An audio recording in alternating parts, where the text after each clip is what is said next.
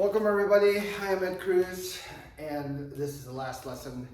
This is episode 45, and I think this is actually the completion of the series regarding footwork. I've talked about basically where to start from, the breakdown.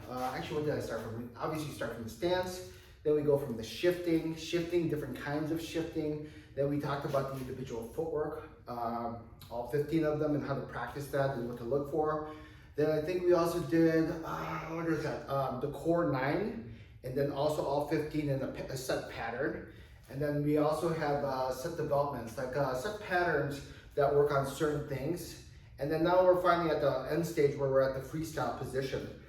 Freestyle, not much to add on here. Freestyle is basically what it means, and you don't need that much room. You can say you can have a 5x5 area section out for you, square, circle, whatever. And the main thing to remember with freestyle, and if you're not too comfortable as far as picking, you don't want to be picking, okay, I got to do this footwork or that footwork. You just want to basically have the mentality as far as let's just move, right? Don't think, like if you're dancing, you don't want to like think what step to do, right? Just feel the music and just go. So same thing with freestyle. Have a target and imagine like you have your imaginary target and you're just moving around chasing it within this 5x5 area. If you got more space, then by all means use all the space that you want. But I just reference 5x5 because if people say I don't have room to practice Wing Chun, as long as you got, you know, toilet area to work in general, you should be able to work out of Wing Chun, okay?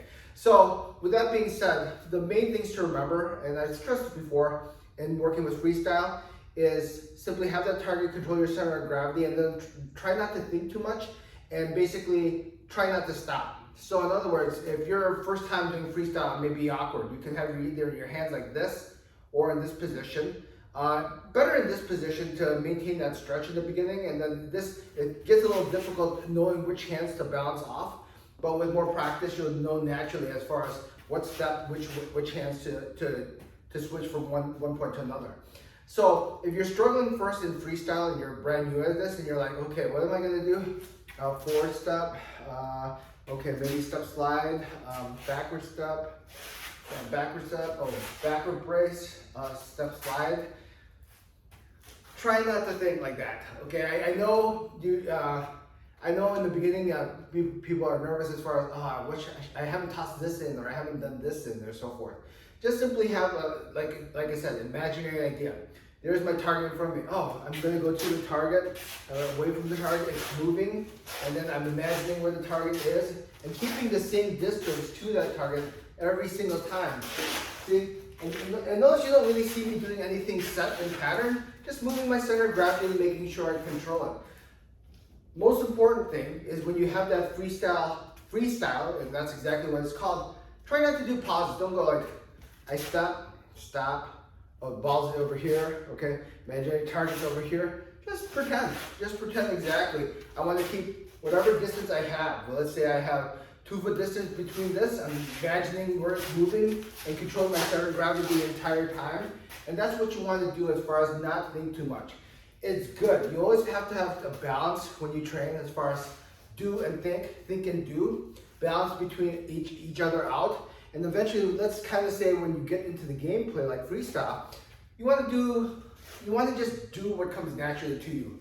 And if it doesn't feel like so natural, that just means you have to train more.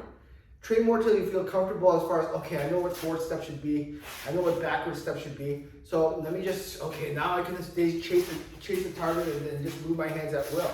But that's what you want to do. And I think that always is a difficulty for people who train, trying to let go of exactly the drill. And then when it comes to like, just, you know, whatever you feel like, just go with it, okay? So in essence, you know, this is the part where it's like, you developed all the skills, you read the rules of the game, and now it's just kind of play.